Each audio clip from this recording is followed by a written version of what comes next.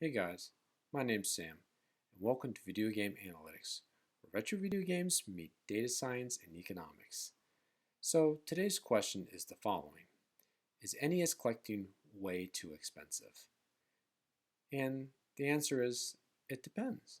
It depends upon your goals. Is your goal to have a small library, maybe to recreate one from your childhood? Or is it a complete NES library?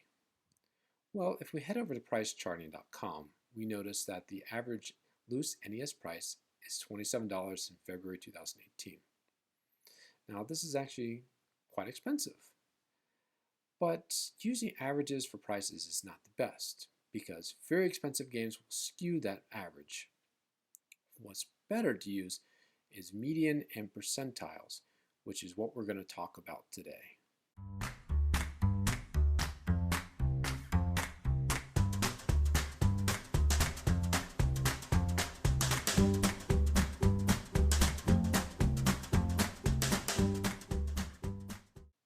So, in order to answer this question today, I developed some web scraping tools in State and R to gather data off of pricecharting.com and calculate median and different percentiles for loose NES games. And like I said, the answer is it depends. It depends on your goals. If your goal is to have a small collection, maybe to recreate your childhood collection, or maybe just try some new games with different variety of games. Uh, NES collecting really isn't too bad. It's not too expensive. If we look at the median price of loose NES games, we see that it's $10.70 in this current month of February 2018. That means half of the NES library is less than $10.70.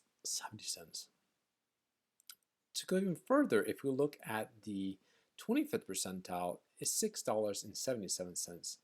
That means a quarter of all the NES games are $6.70 or less.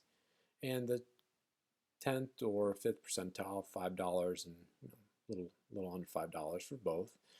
They're really not too far off from the 25th percentile. So given the fact that the NES library is 750 games or more, probably just a little bit more, you really can have a huge selection of games for less than $10.70. Given the variety of NES games, you can probably build a pretty good small library of games and have a great time. Now, if your goal is to have a complete NES library, then NES collecting is very expensive. Things get very expensive very quickly. While half the NES library is $10.70 or less, the other half is $10.70 or more. So in order to get how expensive it can get, we need to look at the higher percentiles. If we look at the 75th percentile, we can see that its 75th percentile is $21.65, which means that a quarter of the NES library is $21.65 or more.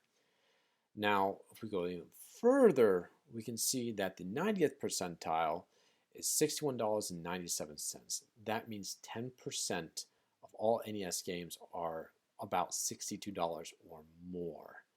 That's about 75 games or more. It's going to be more than $62. If we go even further, look at the 95th percentile, which means looking at 5% of the NES library, we can see that's almost $100. So 5% of the library is $100 or more. That's very expensive, and things get very expensive very quickly.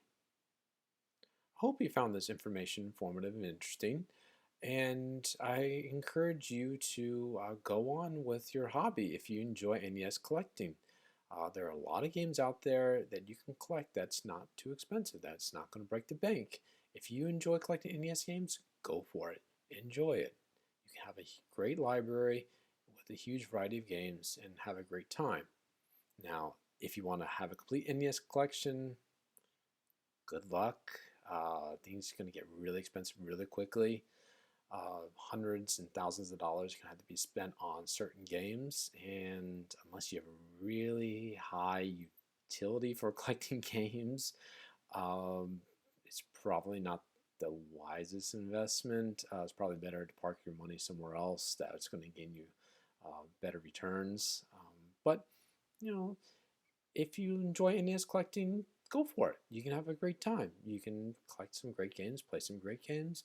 You can recreate your childhood or discover games you didn't have in your childhood. So go for it.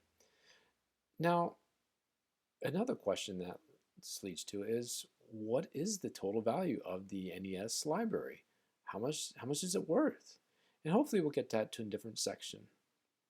And maybe in another segment we can talk about how does the NES compare to the Sega Genesis? Is it more expensive, less expensive? Well, we'll have to find out. But for today, I hope you found this informative and go on with the NES collecting, and I'll talk to you next time.